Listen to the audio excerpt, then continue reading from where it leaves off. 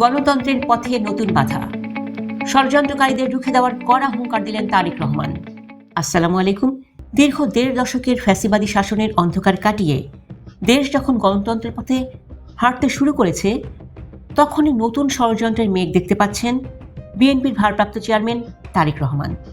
আজ রাজধানীতে গুম ও খুনের শিকার পরিবারের সদস্যদের এক মত বিনিময় সভায় তিনি সাফ জানিয়ে দিয়েছেন, কেউ কেউ বিভিন্ন অজুহাতে গণতন্ত্রের পথকে আবার বাধাপ্রাপ্ত করার চেষ্টা করছে।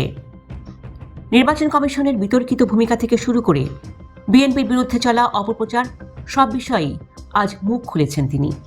বিস্তারিত থাকছে প্রতিবেদনে। রাজধানীর শেরেবাংলা নগরে আজ আয়োজন করা হয়েছিল আমরা বিএনপি পরিবার ও মায়ের ডাকের এক বিশেষ সভা। সেখানে তারেক রহমান বলেন, গুম ও খুনের সেই বিভীষিকাময় সময়ের অবসান হয়েছে ঠিকই, কিন্তু আজ যারা গণতন্ত্রের পথে বিতর্ক তৈরি করার চেষ্টা করছে তাদের ব্যাপারে সজাগ থাকতে হবে।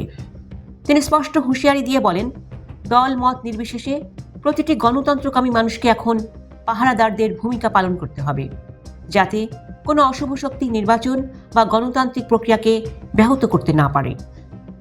তারেক রহমানের বক্তব্যে আজ বিশেষভাবে উঠে এসেছে নির্বাচন কমিশনের সাম্প্রতিক কর্মকাণ্ড।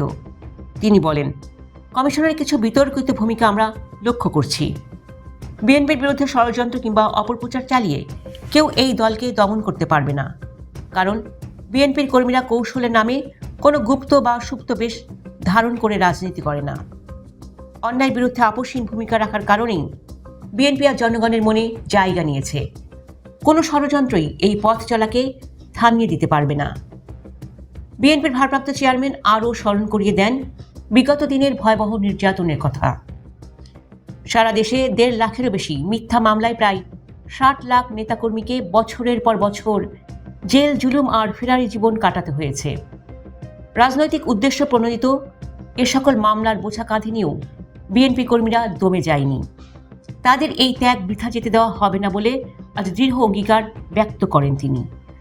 তারেক রহমানের এই ষড়যন্ত্র তত্ত্ব কি তবে নতুন কোনো রাজনৈতিক ঝড়ের ইঙ্গিত?